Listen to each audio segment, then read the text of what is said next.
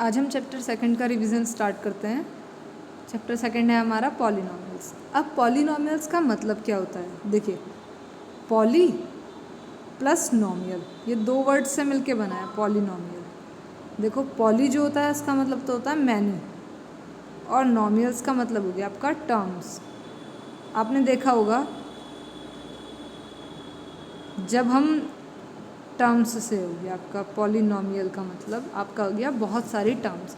जब हम कोई एक्सप्रेशन लिखते हैं तो उसमें आपको मोर देन वन टर्म्स मिल जाती हैं, कुछ कांस्टेंट मिलते हैं, वेरिएबल्स मिलते हैं, आपको अलग अलग चीज़ मिलती हैं उसमें।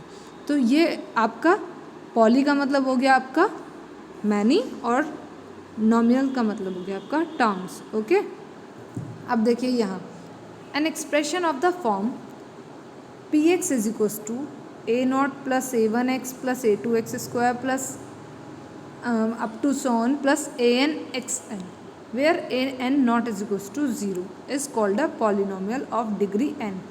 In n, here a0, a1, a2, a3 up to an are real numbers. कोई भी एक्सप्रेशंस, कोई भी एक एक्सप्रेशन जिसको आप इस फॉर्म में लिख सकें, px की फॉर्म में जिसको आप लिख सकें, जहाँ पे आपकी ए एन जो हो वो नॉट इज इक्वल्स टू 0 हो, क्योंकि ये जो आपका पॉलिनॉमियल है ये n डिग्री का है, क्योंकि यहाँ पे x की पावर n है, हाईएस्ट पावर n है, तो ये आपका n डिग्री का पॉलिनॉमियल है। A nought, a one, a two, a n, ये सारे जो कॉफिशिएंट्स हैं ये आपके रियल नंबर्स होंगे। अब आता है आपका degree of polynomials. Degree of polynomials क्या होता है, जो हाईएस्ट पावर होती है एक्सप्रेशन में x की, highest power of x in px is called the degree of polynomial. यहाँ देखो एग्जाम्पल 5x प्लस 1 है, यहाँ x की पावर सिर्फ 1 है, तो ये डिग्री 1 पॉलिनॉमियल हो गया। x की डिग्री 1 है तो ये इसकी डिग्री 1 हो गई। यहाँ देखो ये y में है पॉलिनॉमियल, यहाँ हाईएस्ट पावर y की पावर 3 है, तो ये डिग्री 3 हो गई इसकी। अब आपका आता है कांस्टेंट पॉलिनॉमियल क्या होता है। अब पॉलिनॉमियल ऑफ डिग्री 0, जिसकी डिग्री 0 होती है वो आपका कांस्टेंट पॉलिनॉमियल होता है। यहाँ देखो p x is equals to -3, f x is equals to √2, ये आपके इंडिपेंडेंट ऑफ वेरिएबल होते हैं। जो भी आपके कांस्टेंट पॉलिनॉमियल्स होते हैं ये इंडिपेंडेंट ऑफ वेरिएबल होते हैं। ओके, अब आता है हमारा ज़ीरो पॉलिनॉमियल। ज़ीरो पॉलिनॉमियल क्या होता है, it is also a constant polynomial with particular constant value 0। ये एक आपका कांस्टेंट पॉलिनॉमियल ही है, लेकिन इसमें सिर्फ आपकी पर्टिकुलर कांस्टेंट वैल्यू होती है 0। जैसे f x is equals to 0 is a zero polynomial. It's degree is not defined, क्योंकि हम 0 की मल्टीप्लाई एक्स स्क्वायर से भी कर सकते हैं, एक्स की पावर 5 से भी, n से भी, ना एक्स की पावर -5 से भी, तो हम इसकी डिग्री डिफाइन नहीं कर सकते। वी कैन नॉट से definitely about it's degree. Forms of zero polynomial में भी 0, देखो यहाँ पे एक्स स्क्वायर भी है, यहाँ एक्स की पावर 5 भी है, -5 भी है, एक्स की पावर 9 भी है, ये सब चीज़ें। तो we can not say anything about the degree of a zero polynomial. हम ज़ीरो पॉलिनॉमियल की डिग्री के बारे में कुछ नहीं कह सकते हैं। ओके, अब देखते हैं हमें हमारा लीनियर पॉलिनॉमियल। लीनियर पॉलिनॉमियल हमारे वो पॉलिनॉमियल होते हैं जिसकी डिग्री 1 होती है, ठीक है, डिग्री 1।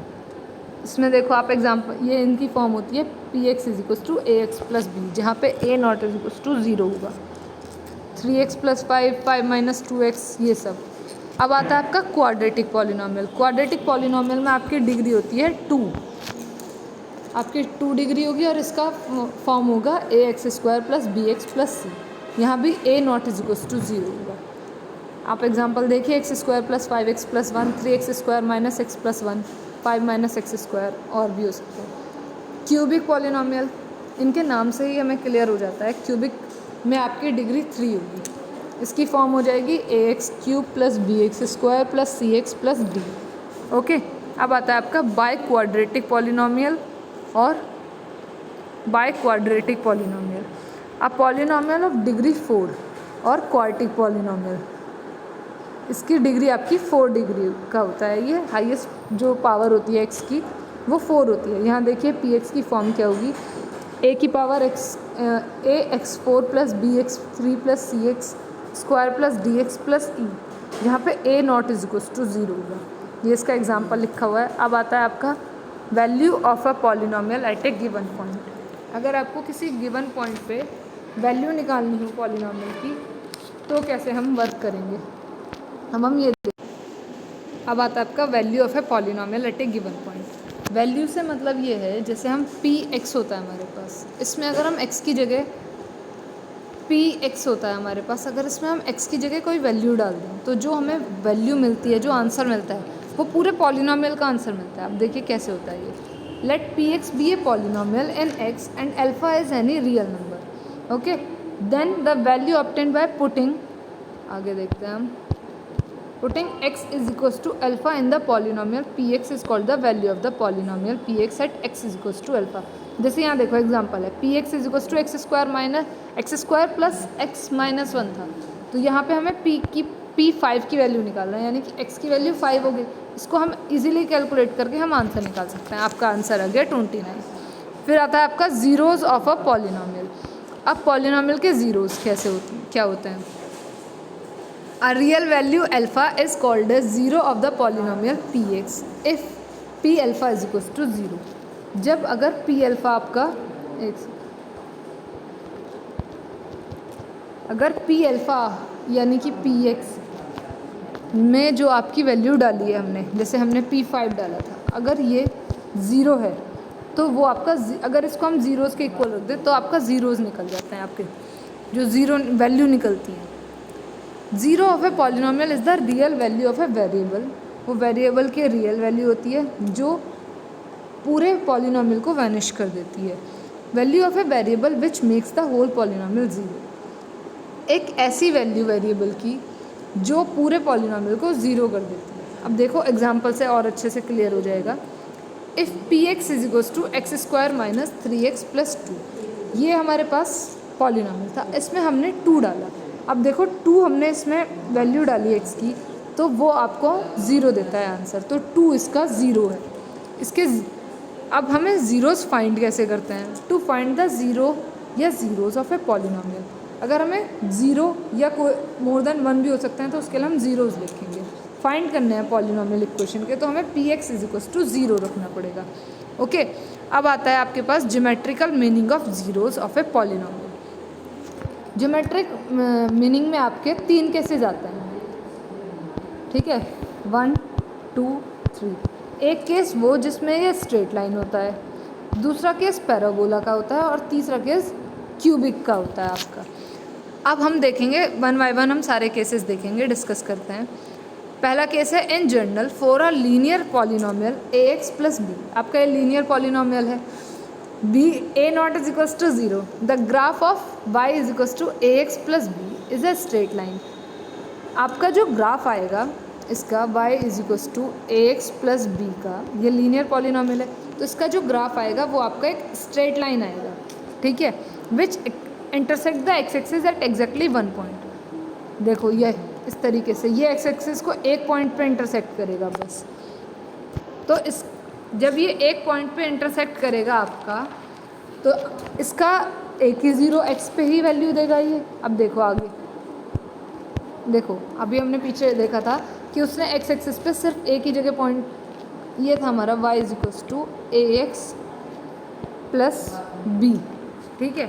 अब इसमें हमें x की वैल्यू निकाले हम, ax प्लस b, तो y इज इक्वल्स टू 0 रखते हैं, तो ax plus b is equals to 0 रखेंगे, x is equals to minus b upon a, ये आया, ये आपका ज़ीरोज़ आ जाएंगे। यहाँ देखो यही लिखा है, x की वैल्यू y की वैल्यू 0 हो गई। Therefore the linear polynomial ax plus b a not is equals to 0 has exactly 1 0, यानी कि जो लीनियर पॉलिनोमियल होगा आपका उसका सिर्फ एक 0 होगा, 1। कोई भी हो सकता है ये, इसकी वैल्यू कुछ भी हो सकती है, लेकिन ज़ीरोज़ जो निकलेंगे उसके ओनली 1 0 होंगे। The x coordinate of the point where the graph of y is equals to ax plus b intersect the x axis, और वो कौन सा 0 होगा, वो 0 होगा जो एक्स एक्सिस पे कट कर रहा होगा, एक्स एक्सिस को कट कर रहा होगा। ओके, अब आता है आपका second case, in general for any quadratic polynomial. अब हमारे पास क्वाड्रेटिक पॉलिनोमियल आता है। आपको पता है क्वाड्रेटिक पॉलिनोमियल की फॉर्म होती है ax square plus bx plus c, has one of the two shapes, उसमें दो शेप्स होती हैं, either open upward like this और ओपन डाउनवर्ड लाइक दिस। ये डिपेंड करता है, अगर a ग्रेटर देन 0 है तो इस तरीके की शेप होगी, अगर a लेस देन 0 है तो इस तरीके की शेप होगी। इन्हें हम पैराबोला कहते हैं, पैराबोला। ओके, देखिए ये यहाँ पे दिख रही है ना आपको, इन्हें हम पैराबोलास कहते हैं।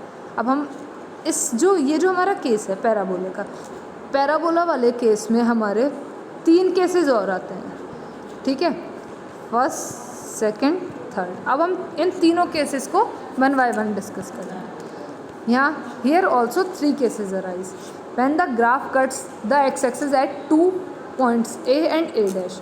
जब ग्राफ एक्स एक्सिस को 2 पॉइंट्स पे कट करे, एक इस पॉइंट पे कट किया है, एक इस पॉइंट पे कट किया है, सिमिलरली यहाँ कट किया है, तो क्या होगा, यहाँ x के 2 कोऑर्डिनेट्स होंगे, यानी कि पॉलिनोमियल के 2 ज़ीरोज़ होंगे। अब आगे देखो, जब ग्राफ एक्स एक्सिस को सिर्फ एक पॉइंट पे कट करे, या अगर 2 पॉइंट भी हो तो वो कोइंसिडेंट पॉइंट हो। कोइंसिडेंट पॉइंट्स का मतलब ये होता है आपके कि वो दोनों पॉइंट एक ही जगह लाई कर रहे होते हैं, ठीक है, ये पॉइंट्स। तो इसका मतलब क्या हो गया कि क्वाड्रेटिक पॉलिनोमियल का सिर्फ एक ज़ीरो होगा। अब आता है आपका थर्ड केस, जब ये एक्स एक्सिस पे कहीं भी कट नहीं करता, या तो ये अबव द एक्स एक्सिस होता है या बिलो द एक्स एक्सिस होता है। यहाँ देखिए कम्प्लीटली अबव है, यहाँ कम्प्लीटली बिलो है, यानी कि इस केस में कोई भी ज़ीरोज़ नहीं होगा, ठीक है। ये तो थे आपके पैराबोला वाले केसेस। अब इसमें हमारा एक केस और बचता है अलग, जो क्यूबिक वाला है हमारा। Consider the third degree polynomial. हमने एक थर्ड डिग्री पॉलिनोमियल कंसीडर करा, इसके ज़्यादा से ज़्यादा 3 ज़ीरोज़ होते हैं, क्योंकि हमारे जो ज़ीरोज़ होते हैं वो हमारी डिग्री पे डिपेंड करते हैं पॉलिनोमियल की, ठीक है। और ये वो ज़ीरोज़ होंगे जो एक्स एक्सिस पे कट करेंगे, ये पॉलिनोमियल और एक्स एक्सिस पे जो कोऑर्डिनेट्स मिलेंगे कट करने के बाद, वही हमारे पॉलिनोमियल के ज़ीरोज़ होंगे। अब आता है आपका relation between zeros and coefficient of a quadratic polynomial. अब क्वाड्रेटिक पॉलिनोमियल के कोफिशिएंट्स और उसके ज़ीरोज़ के बीच में रिलेशंस देखो, हमारे पास ये एक इक्वेशन होती है ax² + bx + c, जहाँ a not is equal to 0, ठीक है, ये होती है हमारे पास। तो हमें पता है, अगर मान लो हमने इसके कोई 2 ज़ीरोज़ ले लिए, अल्फ़ा और बीटा, ये इसके ज़ीरोज़ हैं, तो जो सम होता है अल्फ़ा + बीटा वो होता है आपका minus coefficient of x upon coefficient of x²।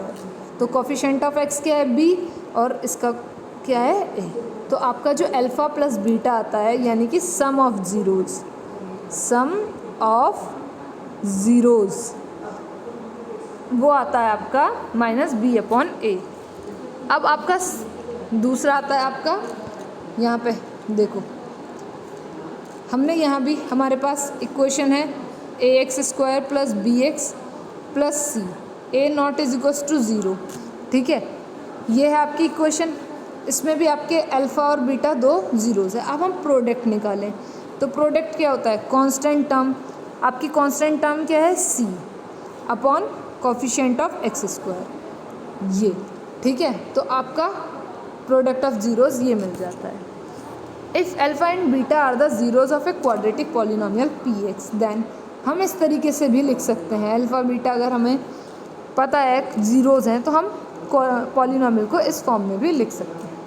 अब आपका आता है question, find zeros of the polynomial, find zeros of the polynomial 2x² - 5x + 2 and verify the relation between zeros and coefficient. तो हम क्या करेंगे, पहले हम इसको हमने px सेलेक्ट कर लिया, ठीक है, हमने इसको सॉल्व किया, हमें x - 2 2x - 1 हो गए।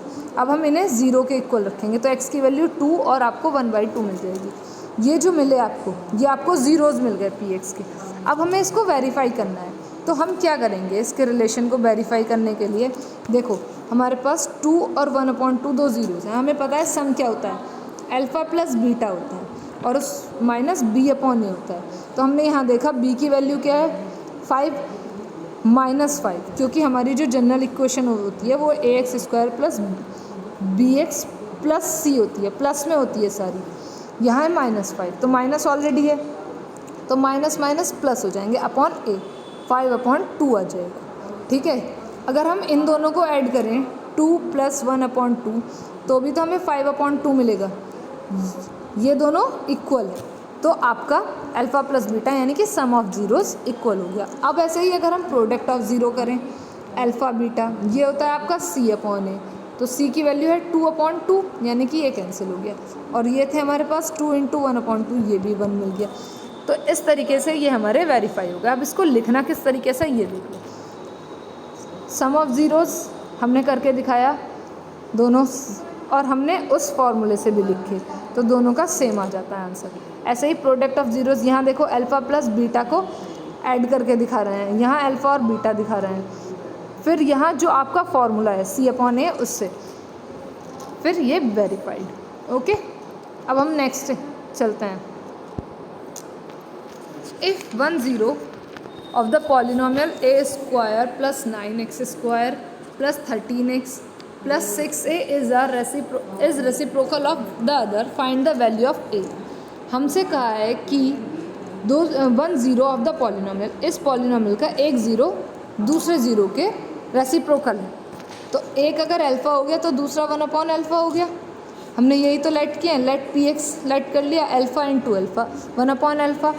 अब देखो अगर हम इसको कंपेयर करें ax² + bx + c, तो हमें b की वैल्यू पता है 13, c की वैल्यू हमें पता है 6a, और a की वैल्यू पता है a² + 9।